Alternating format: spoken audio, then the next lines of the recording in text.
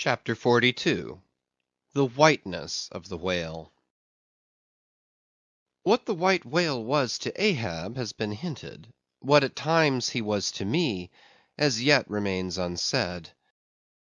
Aside from those more obvious considerations touching Moby Dick, which could not but occasionally awaken in any man's soul some alarm, there was another thought, or rather vague, nameless horror concerning him, which at times by its intensity completely overpowered all the rest, and yet so mystical and well-nigh ineffable was it, that I almost despair of putting it in a comprehensible form.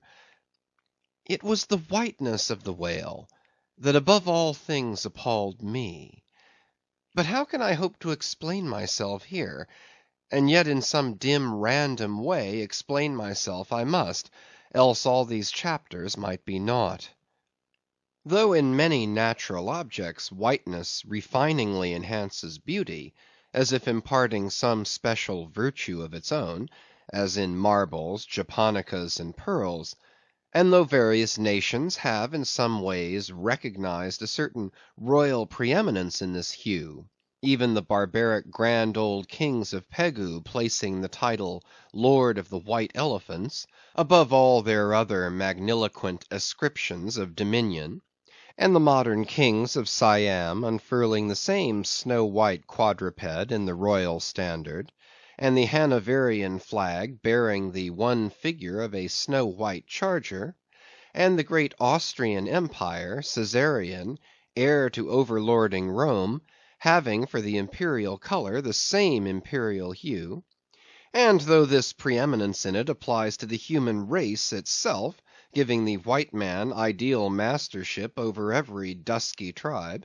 and though, besides all this, whiteness has been even made significant of gladness, for among the Romans a white stone marked a joyful day; and though in other mortal sympathies and symbolizings this same hue is made the emblem of many touching, noble things, the innocence of brides, the benignity of age; though among the red men of America the giving of the white belt of wampum was the deepest pledge of honor; though in many climes whiteness typifies the majesty of justice in the ermine of the judge, and contributes to the daily state of kings and queens drawn by milk-white steeds; though even in the higher mysteries of the most august religions it has been made the symbol of the divine spotlessness and power, by the Persian fire worshippers, the white-forked flame being held the holiest on the altar, and in the Greek mythologies great Jove himself being made incarnate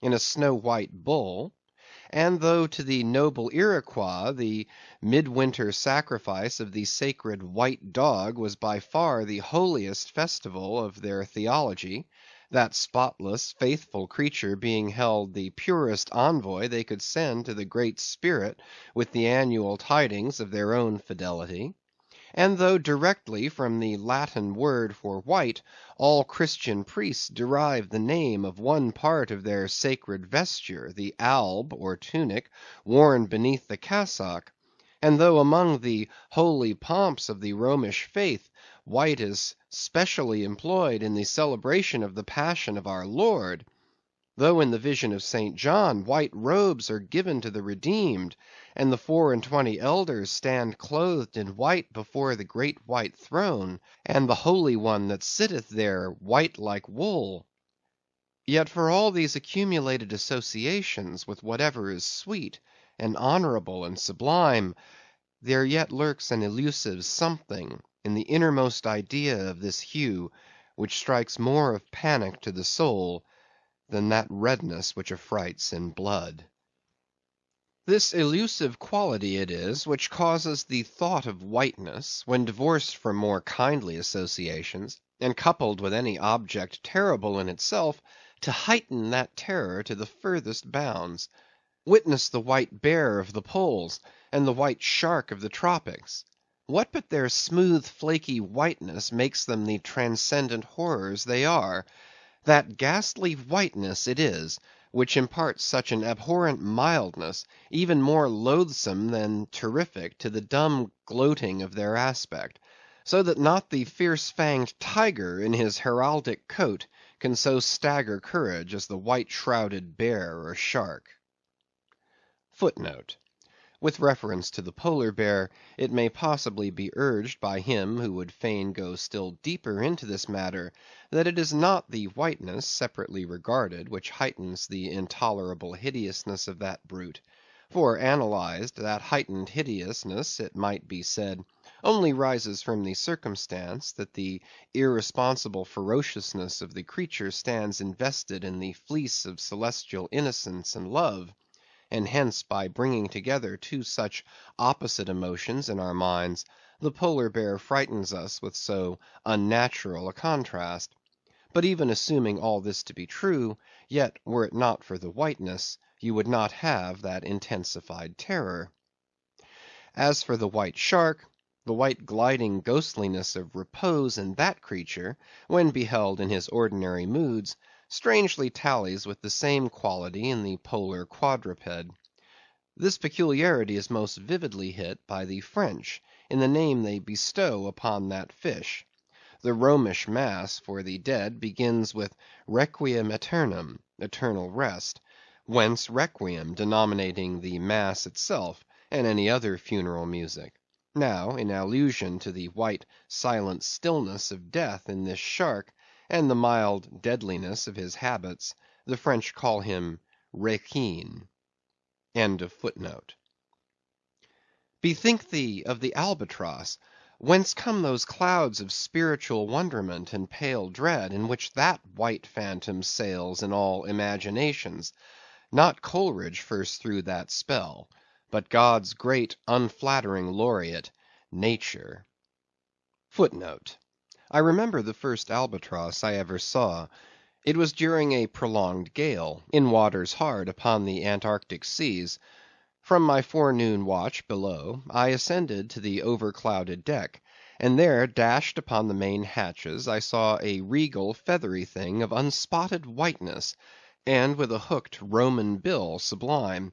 At intervals it arched forth its vast archangel wings, as if to embrace some holy ark. Wondrous flutterings and throbbings shook it. Though bodily unharmed, it uttered cries as some king's ghost in supernatural distress. Through its inexpressible strange eyes, methought I peeped to secrets which took hold of God. As Abraham before the angels, I bowed myself; the white thing was so white, its wings so wide, and in those forever exiled waters, I had lost the miserable warping memories of traditions and of towns. Long I gazed at that prodigy of plumage. I cannot tell, can only hint the things that darted through me then. But at last I awoke, and turning, asked a sailor what bird was this. A goney, he replied. Goney? Never had heard that name before. Is it conceivable that this glorious thing is utterly unknown to men ashore? Never. But some time after, I learned that goney was some seaman's name for albatross, so that by no possibility could Coleridge's wild rhyme have had aught to do with those mystical impressions which were mine, when I saw that bird upon our deck.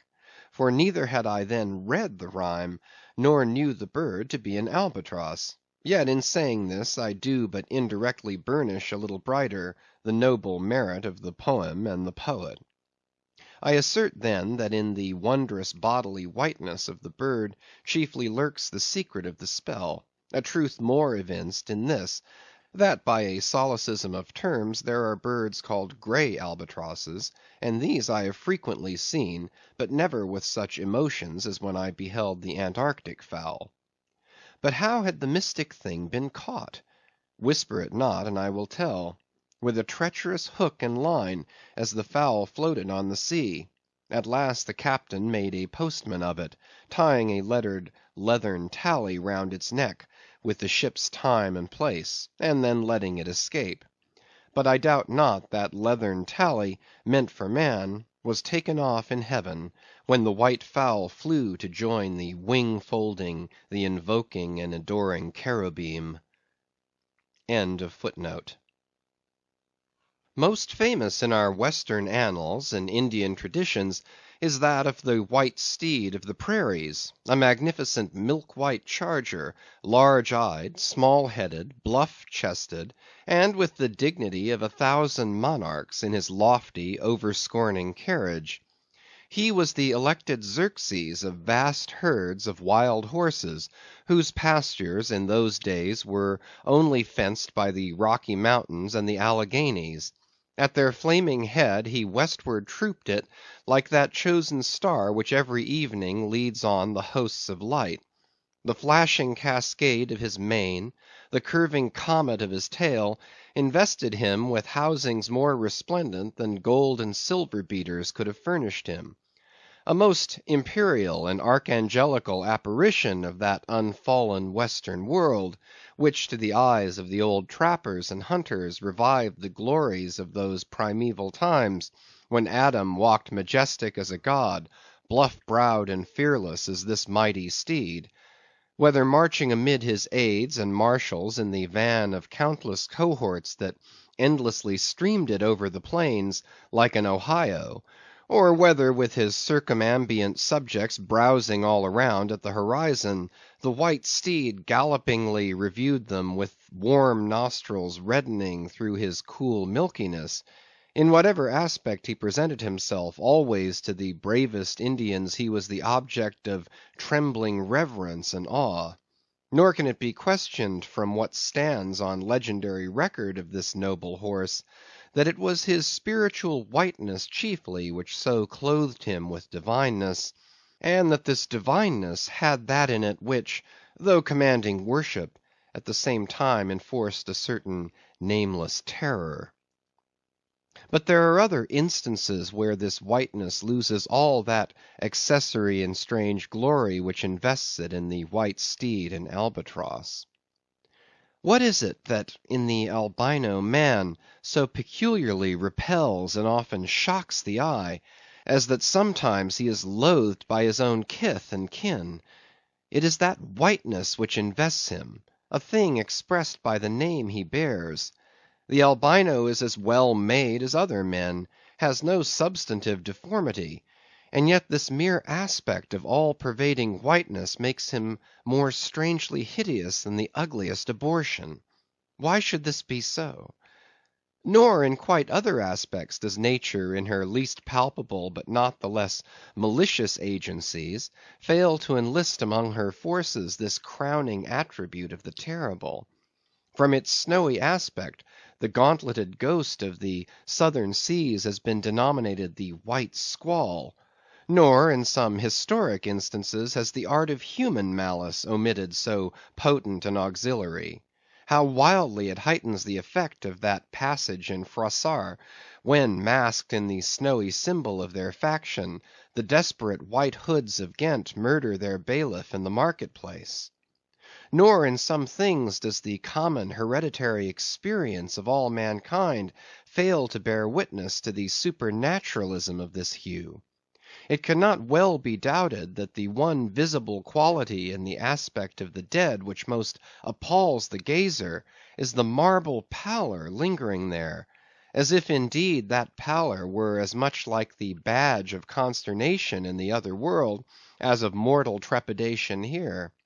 And from that pallor of the dead we borrow the expressive hue of the shroud in which we wrap them.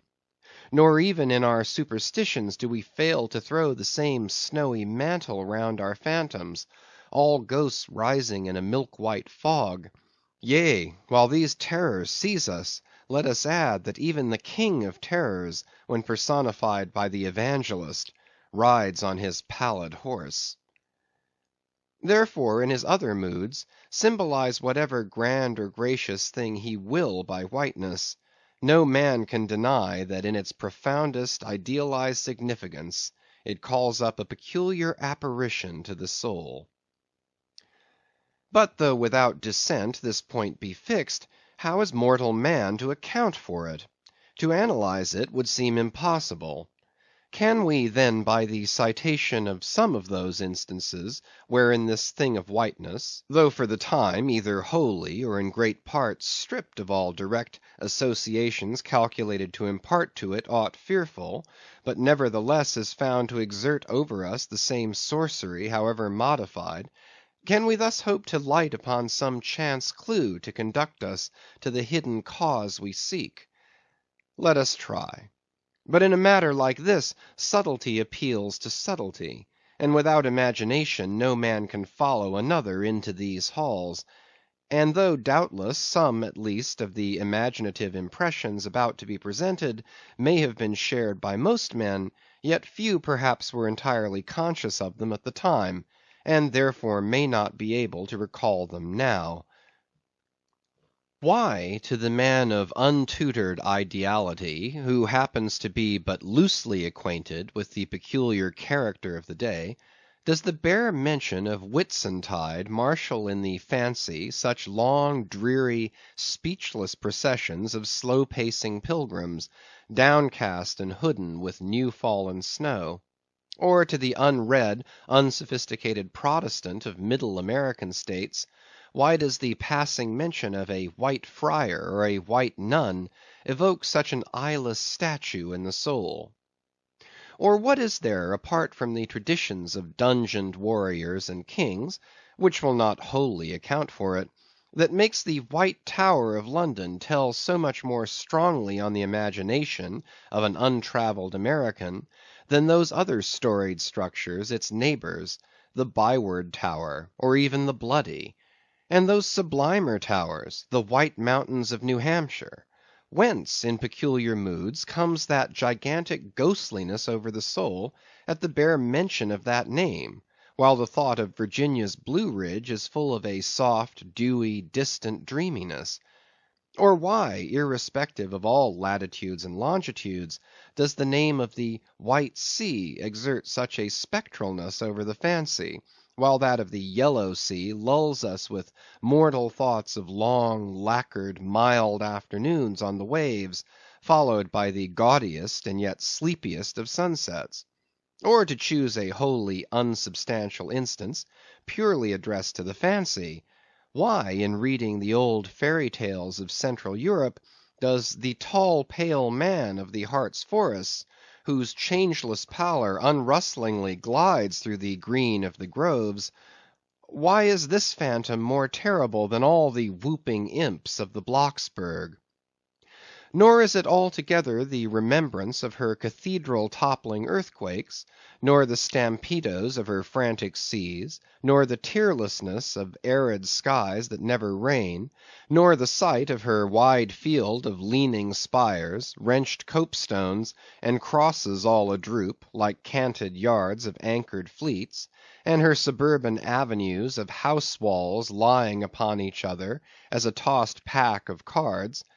It is not these things alone which make tearless Lima the strangest, saddest city thou canst see. For Lima has taken the white veil, and there is a higher horror in this whiteness of her woe.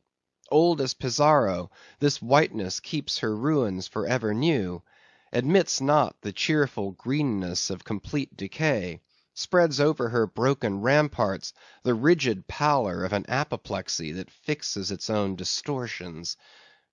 I know that to the common apprehension, this phenomenon of whiteness is not confessed to be the prime agent in exaggerating the terror of objects otherwise terrible.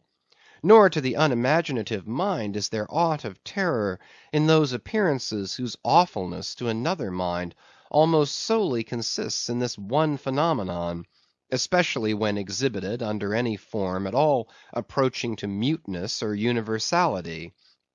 What I mean by these two statements may perhaps be respectively elucidated by the following examples. First, the mariner, when drawing nigh the coasts of foreign lands, if by night he hear the roar of breakers, starts to vigilance, and feels just enough of trepidation to sharpen all his faculties. But under precisely similar circumstances, let him be called from his hammock to view his ship sailing through a midnight sea of milky whiteness, as if from encircling headlands shoals of combed white bears were swimming round him, then he feels a silent superstitious dread. The shrouded phantom of the whitened waters is horrible to him as a real ghost. In vain the lead assures him he is still off soundings. Heart and helm they both go down. He never rests till blue water is under him again. Yet where is the mariner who will tell thee, Sir, it was not so much the fear of striking hidden rocks as the fear of that hideous whiteness that so stirred me. Second, to the native Indian of Peru, the continual sight of the snow-howdahed Andes conveys naught of dread, except perhaps in the mere fancying of the eternal frosted desolateness reigning at such vast altitudes, and the natural conceit of what a fearfulness it would be to lose oneself in such inhuman solitudes. Much the same is it with the backwoodsman of the West, who with comparative indifference views an unbounded prairie sheeted with driven snow, no shadow of tree or twig to break the fixed trance of whiteness. Not so the sailor, beholding the scenery of the Antarctic seas, where at times by some infernal trick of legerdemain in the powers of frost and air, he, shivering and half shipwrecked, instead of rainbows speaking hope and solace to his misery, views what seems a boundless churchyard grinning upon him, with its lean ice monuments and splintered crosses. But, thou sayest, methinks that white lead chapter about whiteness is but a white flag hung out from a craven soul. Thou surrenderest to a hypo, Ishmael.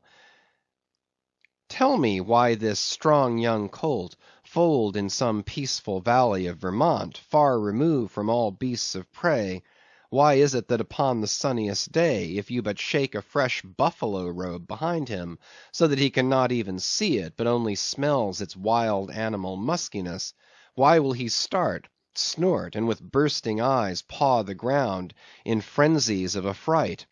There is no remembrance in him of any gorings of wild creatures in his green northern home, so that the strange muskiness he smells cannot recall to him anything associated with the experience of former perils. For what knows he, this New England colt, of the black bisons of distant Oregon? No; but here thou beholdest, even in a dumb brute, the instinct of the knowledge of the demonism in the world. Though thousands of miles from Oregon, still when he smells that savage musk, the rending, goring bison herds are as present as to the deserted wild foal of the prairies, which in this instant they may be trampling into dust. Thus, then, the muffled rollings of a milky sea, the bleak rustlings of the festooned frosts of mountains, the desolate shiftings of the windrowed snows of prairies, all these to Ishmael are as the shaking of that buffalo robe to the frightened colt. Though neither knows where lie the nameless things of which the mystic sign gives forth such hints, yet with me, as with the colt, somewhere those things must exist, though in many of its aspects this visible world seems formed in love, the invisible spheres were formed in fright. But not yet have we solved the incantation of this whiteness, and learned why it appeals with such power to the soul, and more strange and far more portentous; why, as we have seen, it is at once the most meaning symbol of spiritual things, nay, the very veil of the Christian deity, and yet should be, as it is, the intensifying agent in things most appalling to mankind. Is it that by its indefiniteness it shadows forth the heartless voids and immensities of the universe, and thus stabs us from behind with the thought of annihilation, when beholding the white depths of the Milky Way? Or is it, that as in essence whiteness is not so much a color as the visible absence of color, and at the same time the concrete of all colors? Is it for these reasons that there is such a dumb blankness, full of meaning, in a wide landscape of snows, a colorless all color of atheism from which we shrink? And when we consider that other theory of the natural philosophers, that all other earthly hues, every stately or lovely emblazoning, the sweet tinges of sunset skies and woods, yea, the gilded velvets of butterflies, and the butterfly cheeks of young girls, all these are but subtle deceits, not actually inherent in substances, but only laid on from without, so that all deified nature absolutely paints like a harlot, whose allurements cover nothing but the charnel house within. And when we proceed further, and consider that the mystical cosmetic, which produces every one of her hues, the great principle of light, forever remains white or colorless in itself, and if operating without medium upon matter, would touch all objects, even tulips and roses, with its own blank tinge. Pondering all this, the palsied universe lies before us a leper, and like willful travellers in Lapland who refuse to wear colored and coloring glasses upon their eyes, so the wretched infidel gazes himself blind at the monumental white shroud that wraps all the prospect around him. And of all these things, the albino whale was the symbol. Wonder ye then at the fiery hunt? Chapter 43. Hark! Hist! Did you hear that noise, Cabaco? It was the middle watch, a fair moonlight. The seamen were standing in a cordon extending from one of the fresh-water butts in the waist to the scuttle-butt near the taffrail. In this manner they passed the buckets to fill the scuttle-butt. Standing for the most part on the hallowed precincts of the quarter-deck, they were careful not to speak or rustle their feet. From hand to hand the buckets went in the deepest silence, only broken by the occasional flap of a sail, and the steady hum of the unceasingly advancing keel. It was in the midst of this repose that Archy, one of the cordon, whose post was near the after hatches, whispered to his neighbor, a Cholo, the words above. Hist! Did you hear that noise, Cabaco? Take the bucket, will ye, Archy? What noise do you mean? There it is again, under the hatches. Don't you hear it? A cough. It sounded like a cough. Cough be damned. Pass along that return bucket. There again. There it is. It sounds like 2 or 3 sleepers turning over now. Caramba! Have done, shipmate, will ye? It's the 3 soaked biscuits ye eat for supper turning over inside of ye. Nothing else. Look to the bucket. Say what you will, shipmate, I've sharp ears. Aye, you are the chap, ain't you, that heard the hum of the old Quakeress's knitting needles 50 miles at sea from Nantucket? You're the chap. Grin away. We'll see what turns up. Hark ye, Cabaco. There is somebody down in the after hold that has not yet been seen on deck, and I suspect our old Mogul knows something of it too. I heard Stubb tell Flask one morning watch that there was something of that sort in the wind. Tish, the bucket. Chapter 44. The Chart. Had you followed Captain Ahab down into his cabin after the squall that took place on the night succeeding that wild ratification of his purpose with his crew, you would have seen him go to a locker in the transom, and bringing out a large wrinkled roll of yellowish sea charts, spread them before him on his screwed-down table. Then, seating himself before it, you would have seen him intently study the various lines and shadings which there met his eye, and with slow but steady pencil trace additional courses over spaces that before were blank. At intervals he would refer to piles of old log books beside him, wherein were set down the seasons and places in which, on various former voyages of various ships, sperm whales had been captured or seen. While thus employed, the heavy pewter lamp suspended in chains over his head continually rocked with the motion of the ship, and forever threw shifting gleams and shadows of lines upon his wrinkled brow, till it almost seemed that while he himself was marking out lines and courses on the wrinkled charts, some invisible pencil was also tracing lines and courses upon the deeply marked chart of his forehead.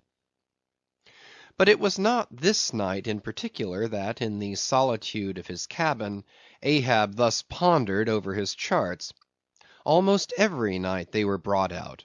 Almost every night some pencil marks were effaced, and others were substituted. For with the charts of all 4 oceans before him, Ahab was threading a maze of currents and eddies, with a view to the more certain accomplishment of that monomaniac thought of his soul. Now to any one not fully acquainted with the ways of the Leviathans, it might seem an absurdly hopeless task thus to seek out one solitary creature in the unhooped oceans of this planet. But not so did it seem to Ahab, who knew the sets of all tides and currents, and thereby calculating the driftings of the sperm whale's food, and also calling to mind the regular ascertained seasons for hunting him in particular latitudes, could arrive at reasonable surmises, almost approaching to certainties, concerning the timeliest day to be upon this or that ground in search of his prey. So assured, indeed, is the fact concerning the periodicalness of the sperm whale's resorting to given waters, that many hunters believe that, could he be closely observed and studied throughout the world, were the logs for one voyage of the entire whale fleet carefully collated, then the migrations of the sperm whale would be found to correspond in invariability to those of the herring shoals or the flights of swallows. On this hint, attempts have been made to construct elaborate migratory charts of the sperm whale. Footnote: since the above was written, the statement is happily borne out by an official circular, issued by Lieutenant Maury of the National Observatory, Washington, April 16th, 1851. By that circular, it appears that precisely such a chart is in course of completion, and portions of it are presented in the circular. This chart divides the ocean into districts of 5 degrees of latitude by 5 degrees of longitude, perpendicularly through each of which districts are 12 columns for the 12 months, and horizontally through each of which districts are 3 lines, one to show the number of days that have been spent in each month in every district, and the 2 others to show the number of days in which whales, sperm or right, have been seen. End of footnote.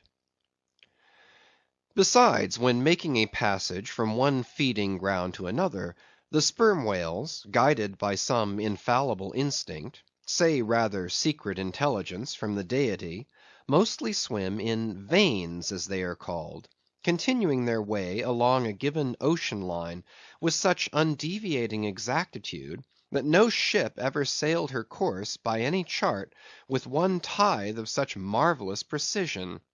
Though in these cases the direction taken by any one whale be as straight as a surveyor's parallel, and though the line of advance be strictly confined to its own unavoidable straight wake, yet the arbitrary vein in which at these times he is said to swim generally embraces some few miles in width, more or less as the vein is presumed to expand or contract, but never exceeds the visual sweep from the whale ship's mastheads, when circumspectly gliding along this magic zone.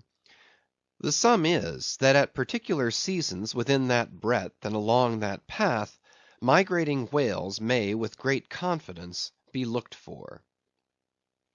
And hence not only at substantiated times, upon well-known separate feeding grounds, could Ahab hope to encounter his prey, but in crossing the widest expanses of water between those grounds, he could, by his art, so place and time himself on his way, as even then not to be wholly without prospect of a meeting. There was a circumstance which at first sight seemed to entangle his delirious but still methodical scheme, but not so in the reality perhaps. Though the gregarious sperm whales have their regular seasons for particular grounds, Yet in general you cannot conclude that the herds which haunted such and such a latitude or longitude this year, say, will turn out to be identically the same with those that were found in the preceding season, though there are peculiar and unquestionable instances where the contrary of this is proved true. In general, the same remark, only within a less wide limit, applies to the solitaries and hermits among the matured, aged sperm whales.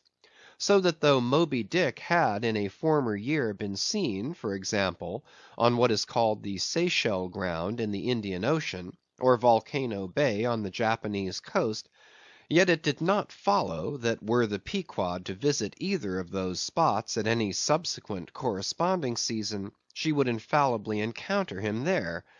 So too with some other feeding grounds, where he had at times revealed himself. But all these seemed only his casual stopping places and ocean inns, so to speak, not his places of prolonged abode.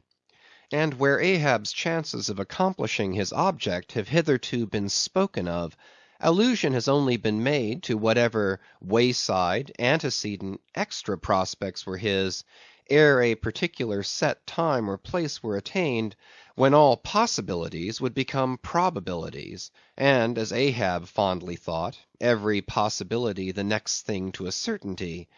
That particular set time and place were conjoined in the one technical phrase, the season on the line. For there and then, for several consecutive years, Moby Dick had been periodically descried, lingering in those waters for a while, as the sun in its annual round loiters for a predicted interval in any one sign of the zodiac. There it was, too, that most of the deadly encounters with the white whale had taken place. There the waves were storied with his deeds. There also was that tragic spot where the monomaniac old man had found the awful motive to his vengeance.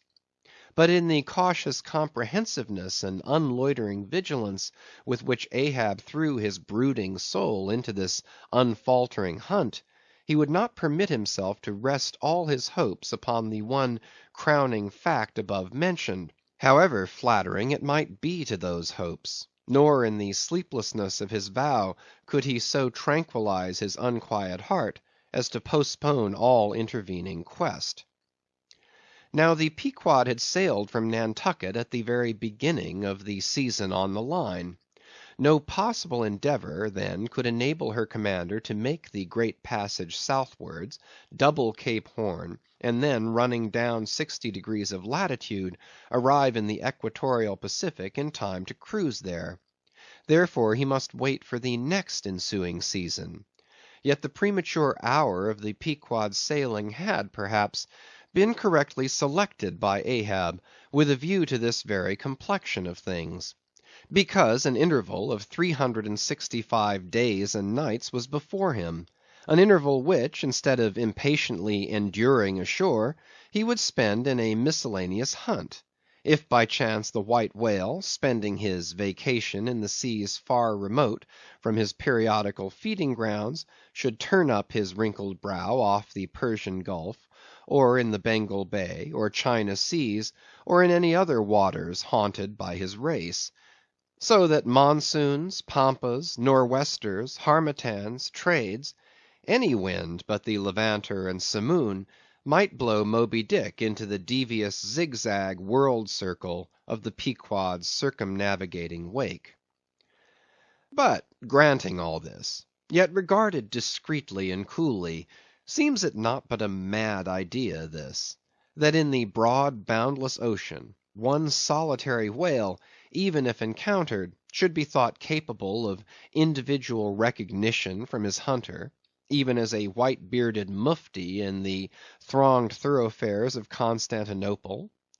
Yes, for the peculiar snow-white brow of Moby Dick, and his snow-white hump, could not but be unmistakable.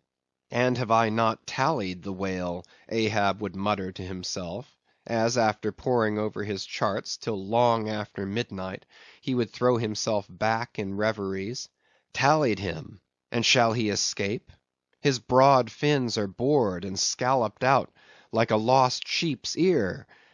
And here his mad mind would run on in a breathless race, till a weariness and faintness of pondering came over him, and in the open air of the deck he would seek to recover his strength. Ah, God! What trances of torment does that man endure who is consumed with one unachieved revengeful desire! He sleeps with clenched hands, and wakes with his own bloody nails in his palms.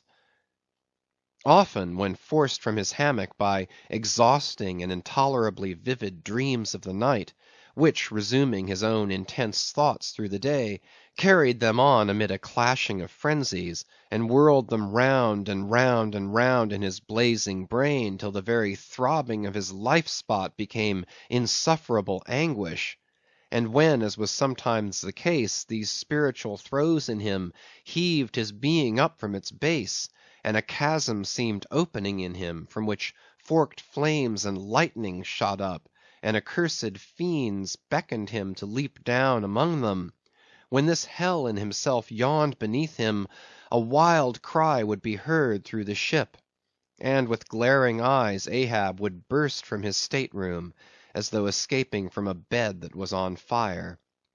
Yet these, perhaps, instead of being the unsuppressible symptoms of some latent weakness, or fright at his own resolve, were but the plainest tokens of its intensity. For at such times, crazy Ahab, the scheming, unappeasedly steadfast hunter of the white whale, this Ahab that had gone to his hammock, was not the agent that so caused him to burst from it in horror again. The latter was the eternal living principle or soul in him, and in sleep, being for the time dissociated from the characterizing mind, which at other times employed it for its outer vehicle or agent, it spontaneously sought escape from the scorching contiguity of the frantic thing, of which, for the time, it was no longer an integral.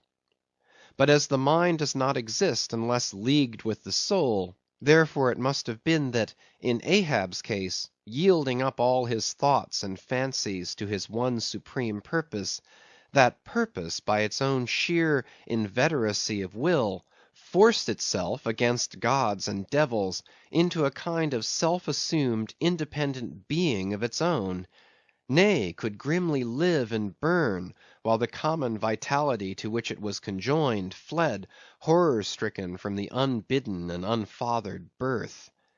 Therefore, the tormented spirit that glared out of bodily eyes, when what seemed Ahab rushed from his room, was for the time but a vacated thing, a formless, somnambulistic being, a ray of living light to be sure, but without an object to color, and therefore a blankness in itself. God help thee, old man! Thy thoughts have created a creature in thee, and he whose intense thinking thus makes him a Prometheus, a vulture feeds upon that heart forever; that vulture, the very creature he creates.